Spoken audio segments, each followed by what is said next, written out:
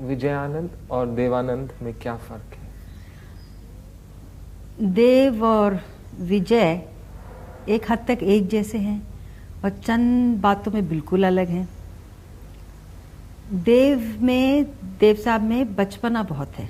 मैं उनको सिर्फ देव इसलिए कहती हूँ, वो खुद इंसिस्ट करते हैं कि मैं उनको सिर्फ देव कहूँ। तो देव में बचपना है, वो जो बात करने का ढंग, काम करने का ढंग बहुत अच्छा है, मगर कोई सीन करना हो जो उन्हें अच्छा नहीं लगता, वो बिल्कुल बच्चे बन जाते हैं।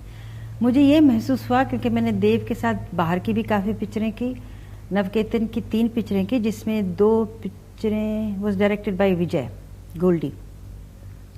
मुझे लगता है सिर्फ गोल्डी है जो देव को संभाल सकता है। वो तो नहीं, मैं ये नहीं करूँगा, नहीं ये गोल्डी, मैं I am not going to, I don't like it, no I am, don't forget I am Dev Anand. तो गोल्डी कहे, पापा लिसन टू मी, पापा, मैं बड़े भाई को पापा कहते हैं, पापा इस तरह नहीं, तो वो बिल्कुल मना समझा के बच्चों की तरह वो अपना काम करवा लेता है Goldie. It's really fun to work with both of them. Goldie की खास बात क्या है? Goldie as a director I like him very much.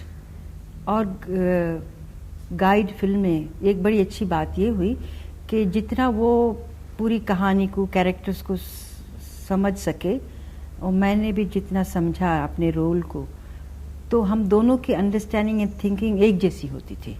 तो हमको इतनी तकलीफ नहीं हुई कि वो कहे कि वहीदा ये सीन इस तरह होना है, मैं इस तरह शूटिंग करने वाला हूँ।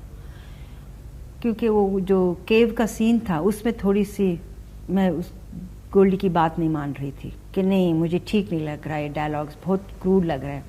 तो उसने कहा नहीं, जब तक आप इस जोर से, क्योंकि इतनी नफरत हो गई है आपको अपने हस्बैंड से, ये नहीं कहो कड़वी बात, तो उसके ऊपर असर नहीं होगा।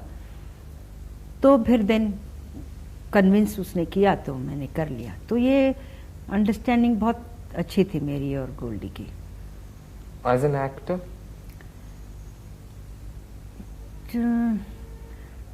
मेरा ख्याल है उनको एक्टिंग नहीं करनी चाहिए थी। He should have been always behind the camera as a director, which I think is a very good director. आपने ग्लैमर पे कितना इम्पोर्टेंस दिया है? अब मेरी ग्लैमरस फिल्में बहुत कम थी। मैं कहूँगी मेरे हिसाब से ग्लैमरस थी सिर्फ 3। एक तो guide, which the role demanded, Neelkamal और राम और श्याम, जहाँ ज़रूरी था ग्लैमरस बनना। वरना glamour is a should be the part of the character, कि इस कैरेक्टर को, इस रोल को, इस सिचुएशन में ग्लैमराइज करने की ज़रूरत है या नहीं है। मैं कभी ये नहीं सोचती थी कि मैं हीरोइन हूँ, जो इन फैशन है बस वो करना ही है। क्योंकि बीच में एक शुरू हुआ था कि क्योंकि कलर फिल्में शुरू हुई थी, तो हर दूसरी फिल्म में हीरोइंस ब्लू कॉन्टैक्ट लेंस पहनती थी। तब जो और ऊंचे ऊंचे बूफॉन स्टाइल, जितना चेहरा है उससे दुगना ऊंचा स्टाइल हुआ करता था। और मेरा चेहरा वैसे है भी बड़ा सिंपल सा, ज़्यादा भी मैं करूं तो सूट भी नहीं करता था। फिर डायरेक्टर्स खुद कहते थे आपने कुछ ज़्यादा कर लिया। मैंने कहा भाई आपने कहा करने के लिए। तो ये कॉन्टैक्ट लेंस के और बहुत ऊंचे बाल बनाने के मैं बिल्कुल खिलाफ थी।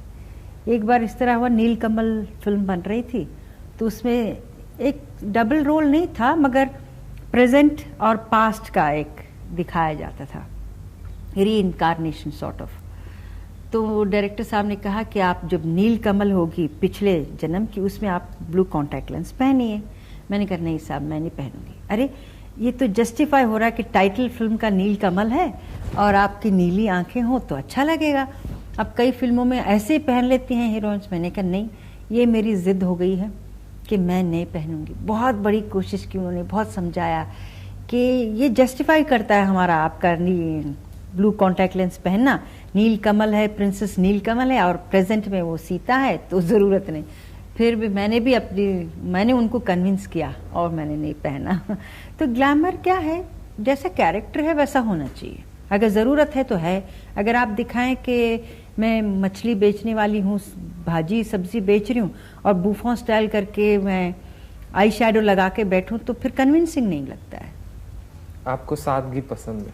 मुझे सादगी ज़्यादा पसंद है। राज कपूर के साथ आपने 2 फिल्में की, एक दिल सौ अफसाने, तीसरी कसम।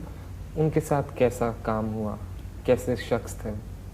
वो काम करने में उनके साथ बड़ी आसानी होती थी और उनमें भी, राज कपूर जी में भी एक बचपना था। और मेरा ख्याल है तकरीबन हर आर्टिस्ट में एक दिल में एक बच्चा होता है, वो जिंदा रहना चाहिए। और राज जी में वो कुछ बहुत ही ज़्यादा था। उसमें पहली जो फिल्म बनी थी एक दिल सौ अफसाने, राज साहब, मैं और एक छोटा बच्चा और ललिता पवार थी। तो वो कहानी इर्द गिर्द वो बच्चे की घूमती थी।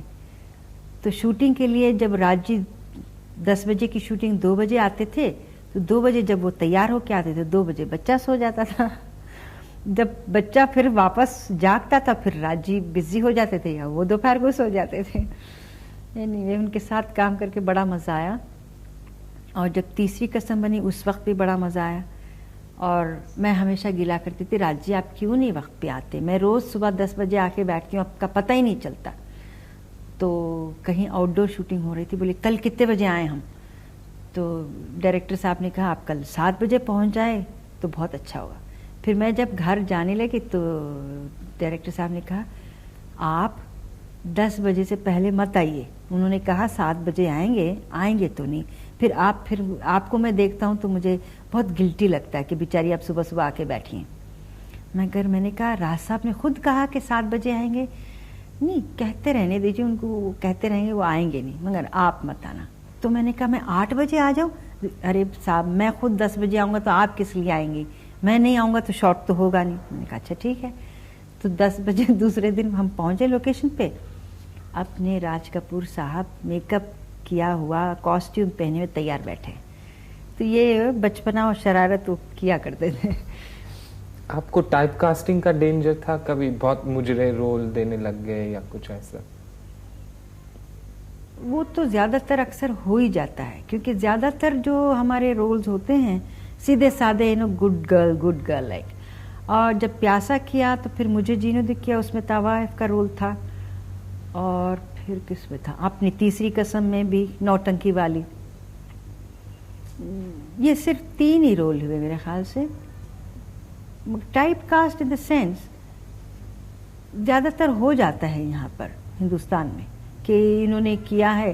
क्योंकि शुरू में जब प्यासा मैंने की थी सबने सोचा, गाइड जब तक नहीं बनी लोगों का ख्याल था कि मुझे डांस नहीं करना आता। तो किसी ने, मैं उस दिनों तड़पती थी, हाय मुझे कोई अच्छा सा डांसिंग रोल मिल जाए। और जब गाइड मिली तो सब ने चाहा कि हर पिक्चर में ज़रूरत हो ना हो जिनका एक डांस आ जाए। जैसे नीलकमल में डांसिंग रोल तो था नहीं, मगर उन्होंने डांस डाल दिए कुछ सिचुएशन निकाल के, तो उस हद तक तो ठीक है, थोड़ी बहुत टाइप कास्ट हो ही जाती है।